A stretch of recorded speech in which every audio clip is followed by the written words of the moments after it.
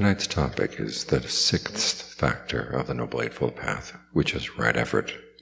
Hoje à noite, o tópico é sobre o esforço correto, que é o sexto fator do caminho óctuplo. This is the first of the factors that deal with concentration practice. E esse é o primeiro fator que lida com a concentração correta, um fator do caminho. The other two being right mindfulness and right concentration.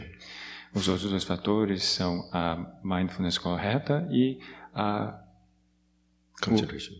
concentração correta. And it's important to realize that these three factors work together. É importante notar que esses três fatores, o esforço correto, a mindfulness correta e a concentração correta, eles trabalham todos juntos. Sometimes you hear that mindfulness practice is one thing, concentration practice is something else. Às vezes você escuta que a mindfulness correta é uma coisa e a concentração correta é outra coisa. But the way the Buddha described these practices, they're basically one practice. Mas da maneira em que o Buda descreve essas coisas, na verdade, elas são uma prática só, em conjunto. Okay. And both mindfulness and concentration have to depend on right effort. Tanto as duas, a mindfulness e a concentração, elas têm de depender no esforço correto. Okay. I'll ask Than Saulo to read the definition of right effort in Portuguese. Então eu vou ler a definição do esforço correto. E o que, monges, é o esforço correto? 1. Em certo caso, existe um monge que gera desejo, se esforça, ativa a persistência, aplica sua mente e sustenta o seu propósito para que não surjam dhammas malvados e inábeis que ainda não surgiram. 2. Ele gera desejo, se esforça, ativa a persistência, aplica sua mente e sustenta seu propósito para abandonar o mal e dhammas inábeis que surgiram. 3. Ele gera desejo, se esforça, ativa a persistência, aplica sua mente e sustenta o seu propósito para que surjam dhammas hábeis que ainda não surgiram. E 4. Ele gera desejo, se esforça, ativa a persistência, aplica sua mente e sustenta o seu propósito para a manutenção e não confusão, aumento, plenitude, desenvolvimento, culminação de dhammas hábeis que surgiram. Isto, monges, é chamado esforço correto. Okay, you notice that right effort is not simply brute effort. Então, sobre o esforço correto, não é somente um esforço bruto. It's effort that's informed by discernment. É um esforço que é informado pelo discernimento. And it's informed in 4 ways. E ele é informado em 4 maneiras. First is the distinction between what is skillful and unskillful. A primeira é que é a distinção entre o que é hábil e o que não é hábil. The second is using your discernment in motivating yourself to take on these efforts. O segundo é motivar você mesmo para agir nesses esforços. The third is the type of effort that you exert. O terceiro é o tipo de esforço que você aplica. And the fourth is the amount of effort you put in. E o quarto é a quantidade de esforço que você coloca em alguma situação. All 4 of these issues require discernment. Todas essas 4 questões, todos esses 4 problemas, elas envolvem o discernimento. We'll take them one by one. E vamos falar neles um por um. First, the distinction between what is skillful and what is unskillful. This, of course, is based on mundane right effort, and also any other more subtle types of effort issues that come up. Based on mundane right view, and the subtle issues that come up as you're trying to develop skillful qualities of the mind and unskillful, and seeing them basically in terms of the thoughts that you have. Where will they lead? Will they lead you to do things that are skillful, to things that are unskillful? That's how you decide whether your thoughts are skillful or not. However, when we look into the text, we find that things are not quite so clear-cut, because sometimes the Buddha will say there are things that are relatively unskillful, but you can use them in order to develop skillful qualities in the mind. For example, he gives the example of when you're angry at your enemy, and you realize, okay, if I act on my anger, I will do stupid things. Do I want to give my enemy the satisfaction of seeing me do something stupid? In this case, the motivation is not necessarily skillful. In other words, it's kind of an unfriendly attitude that you have towards your enemy. But you can use that unfriendly and sort of spiteful attitude to prevent yourself from acting on your anger. So there are cases where things that are relatively unskillful can actually lead to a skillful result. Ajaan Lee tells the story that when he was a young monk, he would have meditation contests with his other monks. In other words, who could do sitting meditation longer, who could do walking meditation longer, who could go with less food. Now, the competitive attitude here is not necessarily skillful, but he learned through that he could sit for longer periods of time and do with less food than he might have otherwise. So it's important that you realize that in practice, sometimes things that are relatively unskillful can be used to counteract things that are even more unskillful, and that's a perfectly legitimate way of practicing. I have an example from my own practice when I was a young monk. The first time I was ordained, there was another young Thai man who was ordained at the same time, and we would go up to the top of the hill there at the monastery in Rayong and sit and meditate. And I'd be sitting there and mosquitoes were biting me and my legs were hurting me, and opened my eyes and I'd look at him and he looked very serene. And I kept thinking to myself, I can't for the sake of the good name of America, I have to I can't give up. I found out later he was just sitting there in pain when mosquitoes were biting him, and he would open his eyes and he'd see this American looking very serene. And he'd say, for the good name of Thailand, I can't give up.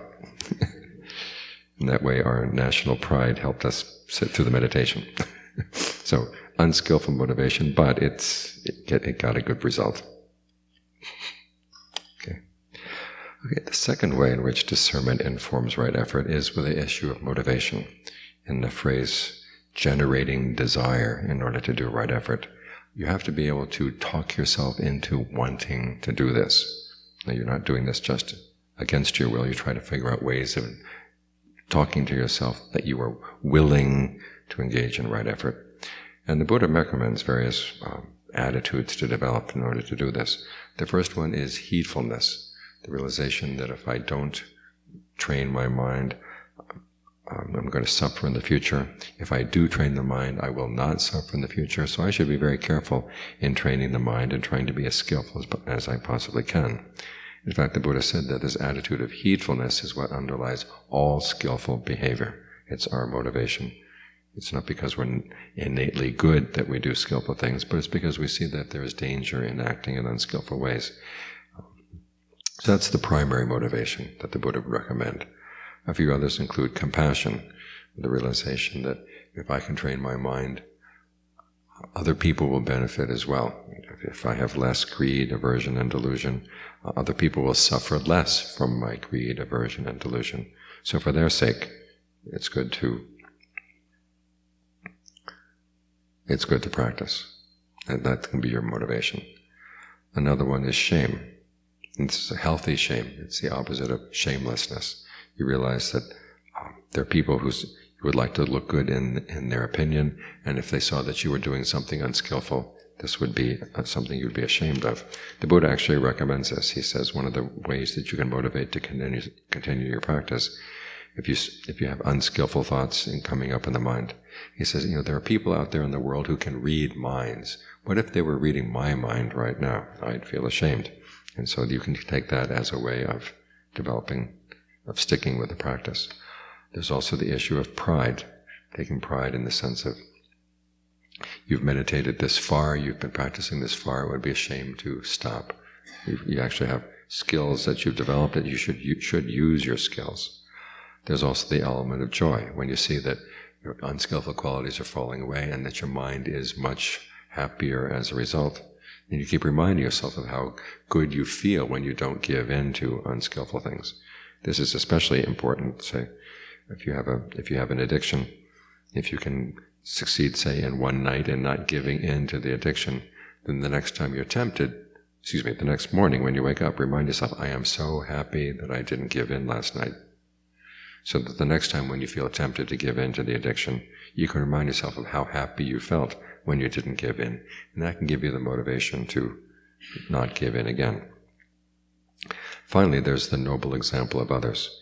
This is a there's a reflection that's called Sangha-nusati, which is recollection of the Sangha, and particularly the recollection of the people, the noble disciples of the Buddha who have behaved well in the past, who have behaved in a noble and inspiring way. There's an example given in the canon.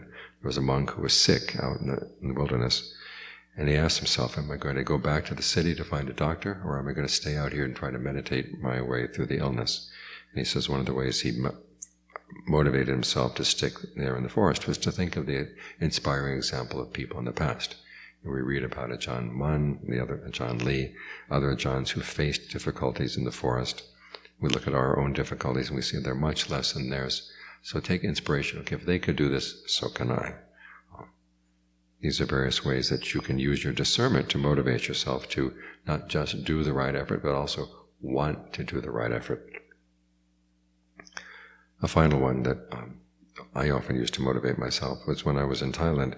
There were some very poor people who would put food in my bowl.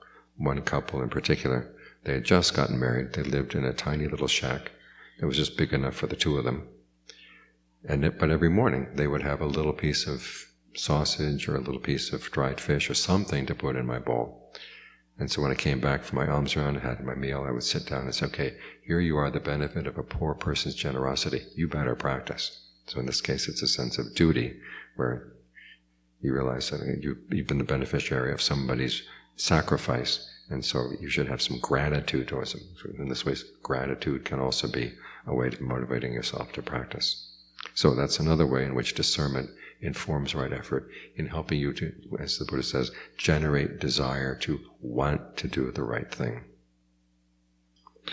The third way in which discernment informs right effort is in learning how to discern which type of effort is appropriate for whatever's happening. There are actually 4 efforts. There's one, avoiding unskillful habits. The second is abandoning any unskillful habits that have already arisen. The third one is giving rise to skillful habits. And the fourth is, once their skillful habits are there, is you try to develop them as far as they can go. So the practice is not simply just one of letting go. There are actually 4 different ways that you can exert right effort. And there's some discernment in appreciating which is appropriate. There's a famous example from Ajaan Chah, where the storm had gone through the monastery and done quite a lot of damage. And so the next day he was walking through the monastery to check out and see how the monastery was. And there was this one hut where half the roof had blown off. And the monk was sitting in the hut, meditating, but not fixing the roof. And Ajaan Chah asked him, why aren't you fixing the roof? And the monk said, I'm practicing equanimity. I'm learning how to let go. And then Ajaan Chah said, this is the equanimity of a water buffalo. Fix the roof. In other words, there are things that have to be done sometimes. You don't just let go, let go, let go. Of the 4 efforts, the one that tends to get the least attention is the one of avoiding. In other words, when you see that there's a potential for something unskillful, you do what you can to prevent it from happening even to begin with. Now this can involve such simple things as restraint of the senses. You know, if you listen to a particular program, it'll get you angry. Well, don't listen. Learn how to train your mind first so that you don't get angry, then you can listen. But if you find that you're going to get angry, just don't turn on the show. Or if you're going to be meeting with someone else, you can actually use your meditation to prepare for future contingents. Meditation is not just about being in the present moment, but it's also seeing there are things that are going to come up in the future. I can use my meditation to help prevent unskillful actions on my own part. There are 2 ways you could do this. If you're going to be meeting with someone difficult, first, spread thoughts of goodwill to them before you go into the meeting. Or if you're feeling shy or intimidated by the person, you can hold in mind that image that I gave you this afternoon. You've got a sword in your hand. You cut off the person's head if you want to, but you're not going to because you're kind. But you still have that power. Another way you can use your meditation in preparation for difficult situations is if you know that you have someone is very good at what we English say, pushing your buttons. And so you have to figure out, how do I make sure my buttons don't get pushed? And so before you go in, sit and meditate, pose that question in your mind and then do your regular meditation. Then when you come out of meditation, give yourself 10 or 15 minutes to think about what would be the right thing to say, what would be the right thing to do, so as to avoid getting your buttons pushed. So this is one way in which you can actually use your meditation, not just to be in the present moment, but to prepare for the future, so that you can engage in the right effort of avoiding unskillful habits before they even happen. The fourth way in which discernment informs right effort revolves around the issue of the amount of effort that is appropriate. Now, this will depend on two different things. In some cases, the amount of effort is determined by the actual issue that you're dealing with in your mind. Some issues require more energy than others. The second one is your own level of energy that you have at that particular time. In case of the first one, in the issue, the Buddha basically says that there are two kinds of suffering in the mind, or two kinds of causes for suffering in the mind. Those that when you simply look at them with equanimity will go away. In other words, a thought comes up in the mind that would ordinarily push you, but you just stop and look at it, and you realize, this is stupid, I don't need this. And the issue goes away.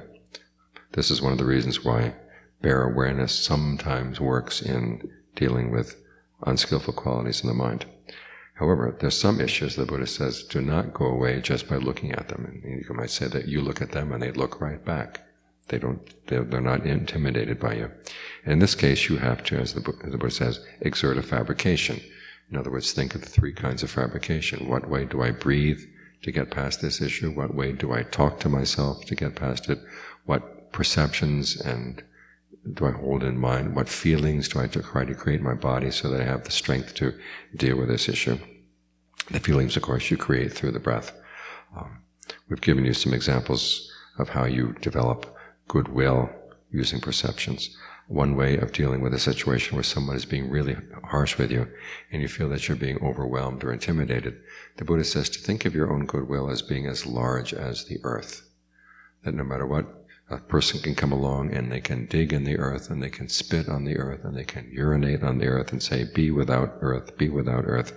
But still the earth is going to stay there. It's much larger. If you can see that my goodwill, my patience is bigger than this issue, then it helps get you through the issue. The Buddha also says you could think of your mind as being like space. People can try to draw pictures in space, but there's nothing left. In the same way, people can come and say things to you with the purpose of hurting your feelings, but you can think, oh, my mind is like space. I'm not going to let them write anything on my mind. Just let it disappear. And that way, that particular perception, that image that you hold in mind, can help you get past some difficult situations that you wouldn't be able to do otherwise. So, when an issue comes up, you have to ask yourself, how much effort does this issue require? Some issues require just a little bit, some require a lot. Ajaan Mahabua has an analogy. He says, there are some stains in the floor that all you have to do is take a little piece of cloth and wipe it and the stain goes away. There are others, you come in and there's a huge pile of excrement in the floor. It's going to require a lot of water to get rid of it.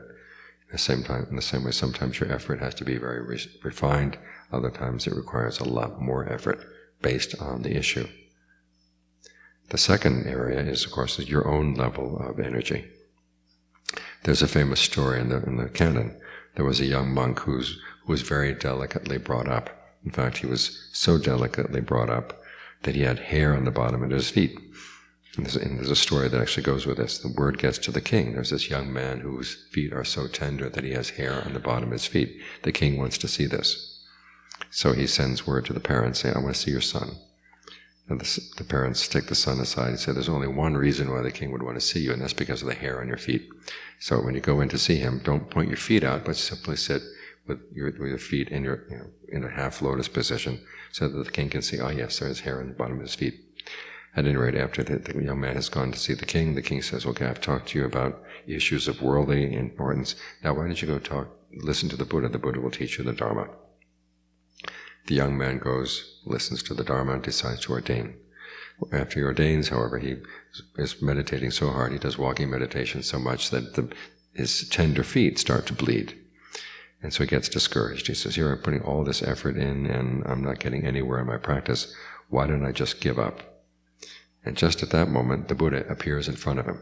You can imagine what it's like. You're sitting here meditating and you have thoughts about giving up on the retreat and everything, all of a sudden the Buddha appears right in front of you and says, "Are you thinking of giving up?" And the young monk said, "Well, yes, I was."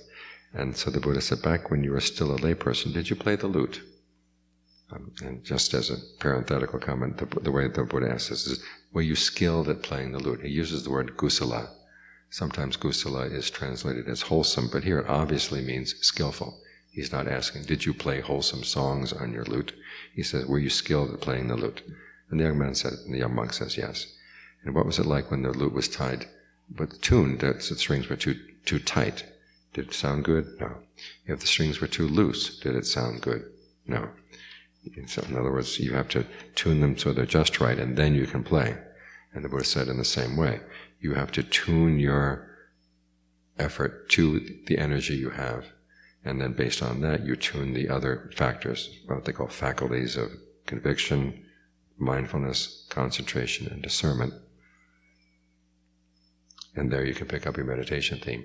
So, depending on the level of energy that you have, sometimes you can put a lot of energy in, sometimes you can only put just a little bit.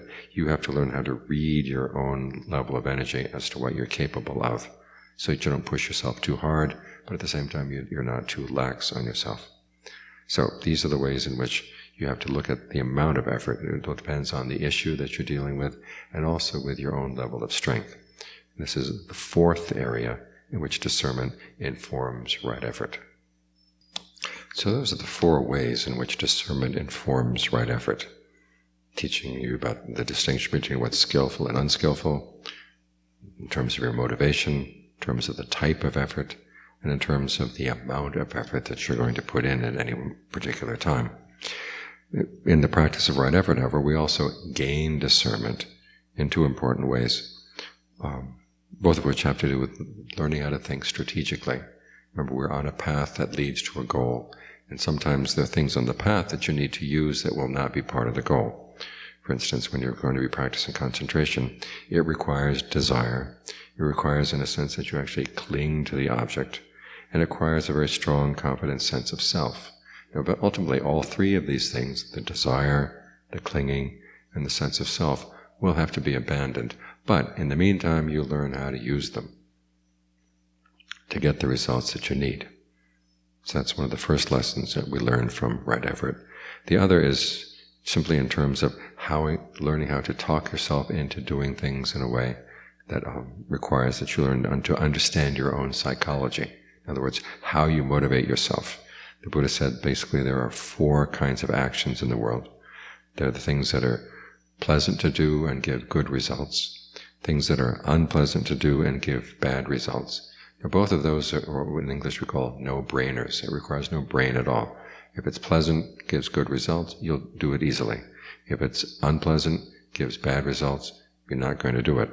The things that require discernment are the things that are pleasant to do but give bad results in the long term, and the things that are unpleasant to do but give good results in the long term. And the Buddha said this is a measure of your wisdom, your ability to talk yourself into doing the things that you don't like to do but will give good results, and your ability to talk yourself out of doing things that you like to do but will give bad results. Sometimes we think that Buddhist wisdom is all about abstractions like emptiness and dependent co-arising and interconnectedness. But the Buddha basically said, this is the measure of your wisdom, something very practical like this. Can you talk yourself into doing things that are in your own best interest, even though you don't like doing them? Can you talk yourself out of doing things that are not in your interest, but you like doing them? And this way, this is really how your discernment is going to be measured, because this applies not only on outside matters, but also on things deep inside the mind.